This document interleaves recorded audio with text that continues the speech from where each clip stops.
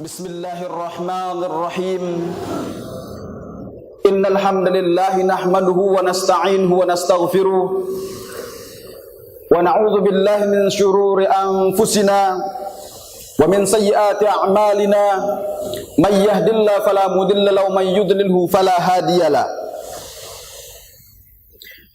Ya ayyuhalladzina amanu taqullaha haqqa tuqatih wa la tamutunna illa wa antum muslimun.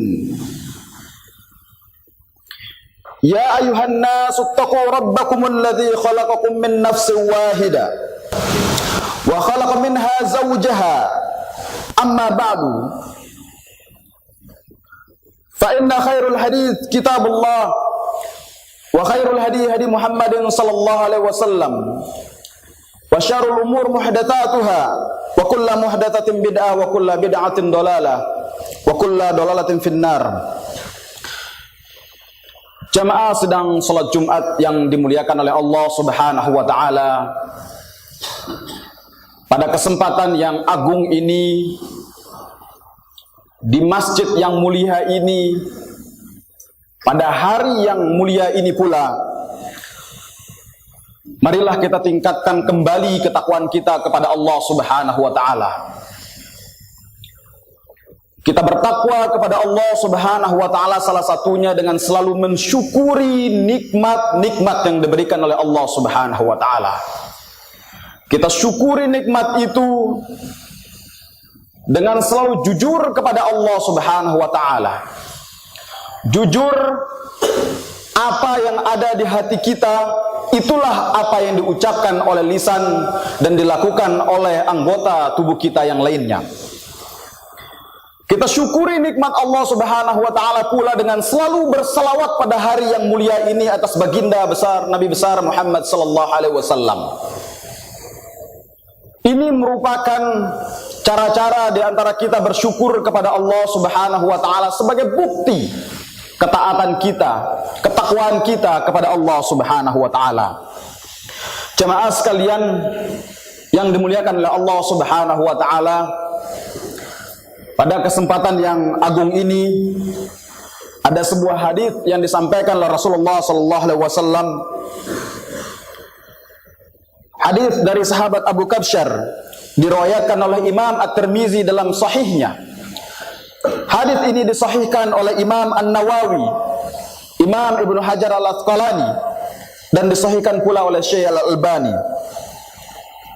di mana baginda Nabi sallallahu alaihi wasallam bersabda, innamad dunya li arba' nafar abdin razaqahullahu malan wa ilman fahuwa yattaki fihi rabbah wa yasilu fihi rahimah wa ya'lamu lillahi fi haqqa fahadha bi afdalil manazil wa abdin razaqahullahu ilman wa lam yarzuqhu malan fahuwa sadiqun niyyah yaqulu anna li malan la amiltu bi amali fulanin fahuwa bi niyyatihi fa ajruhuma sawa wa 'abdin razaqahu Allahu malan wa lam yarzuqhu ilman fahuwa yaddiku fi malihi bighairi ilmin la yattaki fihi rabba wa la yasilu fihi rahima wa la ya'lamu lillahi fi haqqa fa hadha bi ahbatil manazil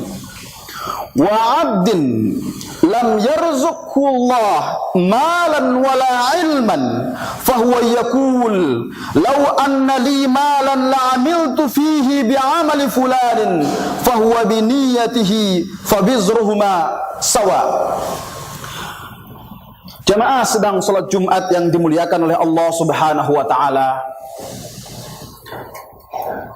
Hadis ini disampaikan oleh Nabi sallallahu alaihi wasallam menggambarkan bahwa sesungguhnya apapun profesi manusia di muka bumi ini, entah itu ia sebagai seorang pelajar, sebagai seorang mahasiswa, sebagai seorang guru, dosen, pengusaha, pegawai negeri, dan lain sebagainya, atau petani. Apapun profesi manusia yang ada di muka bumi ini, dalam hadis ini dikatakan golongan manusia di muka bumi ini hanya ada 4 saja. Empat golongan manusia disampaikan oleh Rasulullah SAW melalui hadis ini. Golongan pertama disampaikan oleh Rasulullah SAW adalah mereka yang disabdakan oleh Nabi SAW, abdun atau abdin razaqahullahu malan wa ilman fahuwa yattaqi fihi rabbah wa yasilu fihi rahimah wa ya'lamu lillahi fihi haqqa fahadha bi afdalil manazil. Golongan pertama disampaikan oleh Rasulullah adalah golongan yang diberikan oleh Allah Subhanahu wa taala harta kekayaan. Di samping harta kekayaan, bagi golongan ini tidak kalah pentingnya diberikan pula ilmu agama, ilmu pengetahuan tentang agama. Maka Nabi SAW bersabda, "May yuridillahu bihi khairan yufaqihu fid din." Barang siapa yang dikehendaki suatu kebaikan oleh Allah Subhanahu wa taala, maka ia diberikan ilmu, diberikan pemahaman tentang urusan agama ini. Inilah yang diberikan oleh Allah Subhanahu wa taala kepada golongan pertama, yaitu diberikan harta kekayaan, dan diberikan pula untuk golongan ini ilmu pemahaman tentang agama. Apa yang ia lakukan selanjutnya? Dengan harta kekayaan yang diberikan oleh Allah Subhanahu wa taala, namun dibentengi, difilter dengan ilmu agama, maka sesungguhnya yang dilakukan oleh golongan pertama ini adalah ia kemudian bertakwa kepada Allah Subhanahu wa taala dalam harta tersebut. Kemudian ia menyambung tali silaturahim, menyambung tali kekerabatan dengan melalui harta tersebut. Kemudian ia mengeluarkan hak-hak Allah yang ada pada harta tersebut, dalam arti ia mengeluarkan zakat, infak, dan sedekahnya dan seterusnya. Ini adalah golongan pertama, memiliki ilmu, juga memiliki harta kekayaan. Apa yang dikatakan oleh Nabi SAW dengan golongan pertama ini? Nabi SAW mengatakan, "Fahadha bi afdalil manazil." Golongan ini adalah golongan yang paling top, golongan yang paling bagus, memiliki harta kekayaan namun juga memiliki ilmu agama yang mapan, sehingga ia bisa bertakwa kepada Allah dengan harta tersebut, sehingga ia bisa menyambung tali silaturahim, sehingga ia bisa mengeluarkan hak-hak yang ada pada harta tersebut. Dalam golongan pertama ini, fungsi kedua disebutkan menyambung tali silaturahim. Khusus dijelaskan, jelas menyambung tali silaturahim. Takwa, mungkin takwa tidak dijelaskan secara terperinci di sini, karena takwa itu ada banyak amal-amal kebajikan yang kita kerjakan. Begitu juga hak-hak daripada harta tersebut tidak dijelaskan dalam hadis ini, tetapi satu yang dijelaskan, menyambung tali silaturahim. Berkenaan dengan ini, Nabi SAW bersabda, "May yurid minkum ayyubsatalahu fi rizqi wa yunsalahu fi athari falyasil rahimah." Barang siapa di antara kalian yang ingin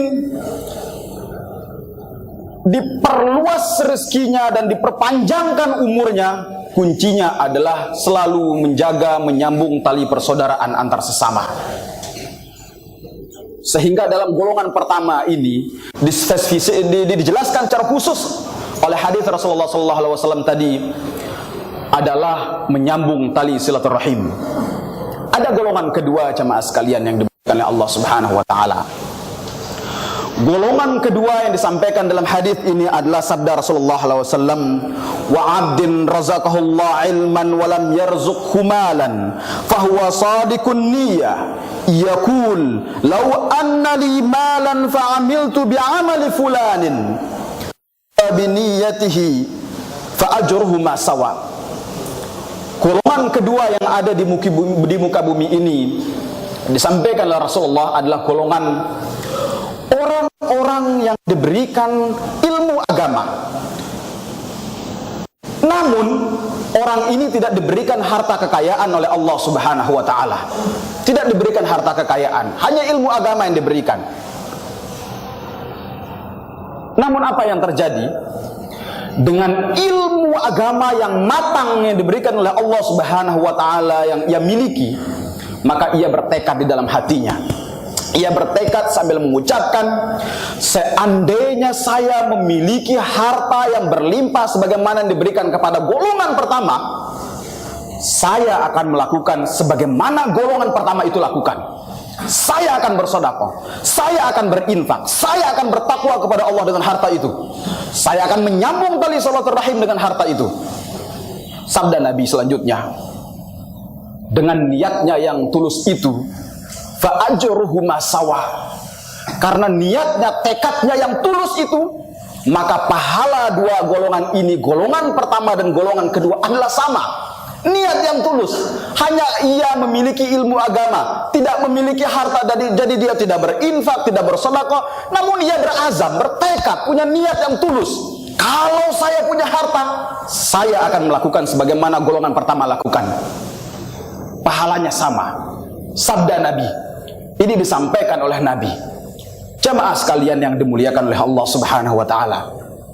Kembali kepada golongan pertama.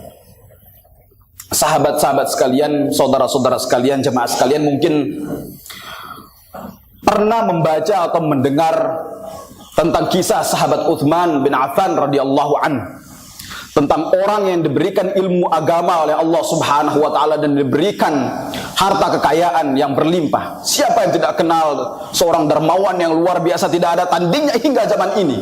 Sahabat Utsman, seorang penghuni surga. Tatkala pertama kali kaum muslimin berhijrah ke Madinah, salah satu kesulitan yang dihadapi adalah masalah air. Dan tatkala itu ada seorang Yahudi yang memiliki sumber air, sebuah sumur yang besar dan airnya begitu luar biasa. Namun ia adalah orang yang pelit, sehingga sumur ini dijual airnya. Kalau mau ambil air sumur, maka orang kaum muslimin ketika itu harus membayar.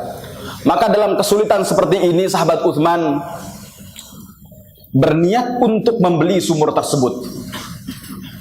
Diadakanlah negosiasi dengan si Yahudi tersebut. Ketika ingin dibeli sumur ini keseluruhan, dia tidak mau. Karena ia tahu bahwa kalau sumur ini dia jual, besok-besok tidak ada lagi pemasukan untuknya. Maka sahabat Utsman memberikan tawaran yang luar biasa. Saya beli sumur ini setengah, untukmu setengah, untuk diriku setengah.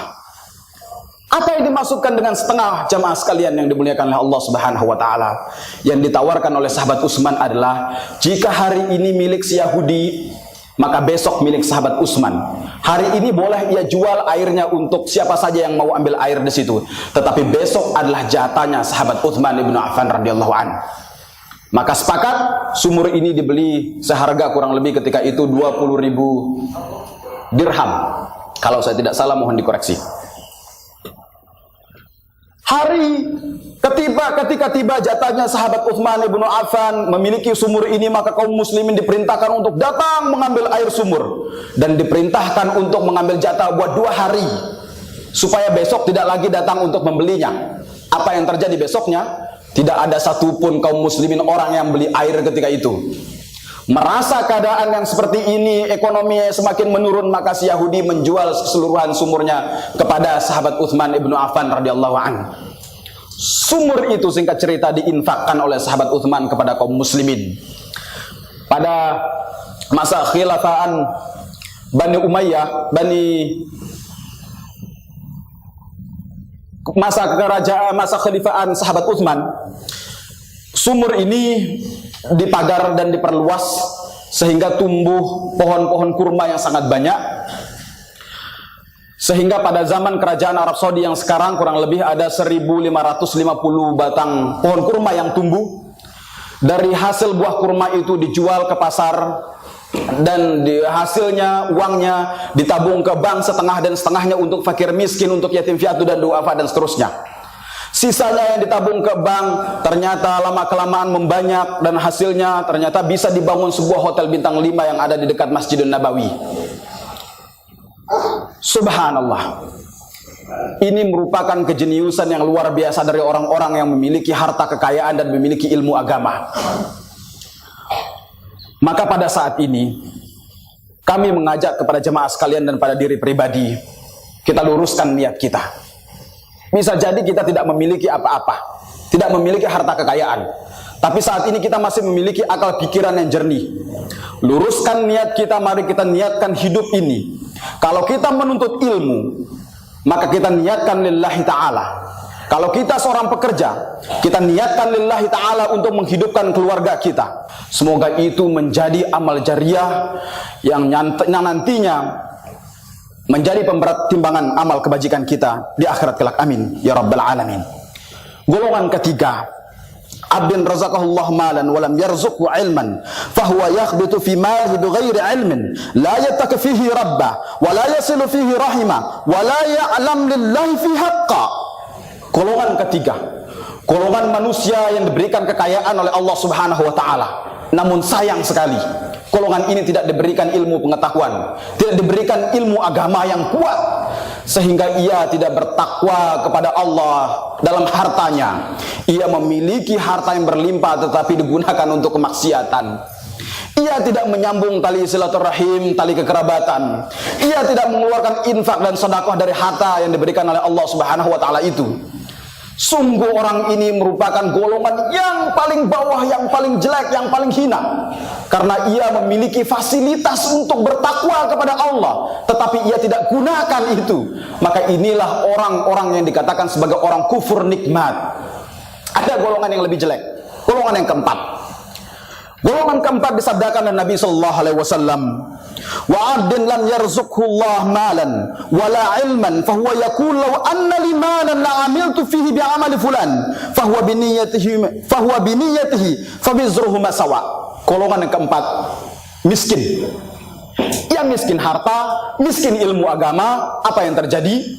Dia punya niat, dia punya tekad, seandainya saya kaya seperti golongan ketiga, saya akan poya-poya sebagaimana dia lakukan. Saya akan pergi ke diskotik, saya akan hamburkan harta saya untuk pesta-pesta saya. Wallahu alam. Semua amal-amal jelek ia lakukan, dia niatkan. Apa yang terjadi? Karena niatnya yang tulus dalam keburukan, maka sesungguhnya golongan yang keempat ini sama dengan golongan yang ketiga. Golongan ketiga masih mungkin lebih beruntung daripada golongan yang keempat. Karena dia dikasih kenikmatan di dunia, dikasih harta yang berlimpah, walaupun ia tidak dikasihkan ilmu agama. Tetapi seburuk-buruknya golongan adalah golongan yang keempat, yang tidak diberikan ilmu agama, tidak diberikan harta kekayaan, miskin, sombong, kufur, dan seterusnya. Allahumma sta'an. Jamaah sekalian yang dimuliakan oleh Allah Subhanahu wa taala, demikian yang dapat kami sampaikan pada kesempatan yang berbahagia ini. Usikum wa iyaya binafsi bitaqwallah faqad faza man ittaqa. Alhamdulillah wa syukurillah wassalatu wassalamu ala Rasulillah wa ala alihi wa sahbihi ajma'in, amma ba'du. Ya ayuhan nas, usikum wa iyaya binafsi bitaqwallah faqad faza man ittaqa. Jemaah kaum muslimin yang dimuliakan oleh Allah Subhanahu wa taala, dari keempat golongan ini marilah kita renungkan pribadi kita masing-masing. Khotib berwasiat kepada diri pribadi dan kepada jemaah sekalian, kira-kira kemarin hingga saat ini kita ini berada di golongan yang mana? Berada di golongan pertama, kedua, ketiga, naudzubillah, atau yang keempat? Namun sesungguhnya Allah Subhanahu wa taala menjanjikan kebaikan bagi mereka yang bertobat jika berada pada golongan ketiga dan keempat. Marilah kita luruskan niat kita kepada Allah Subhanahu wa taala agar kita minimal berada di golongan kedua, kalau tidak bisa berada di golongan pertama.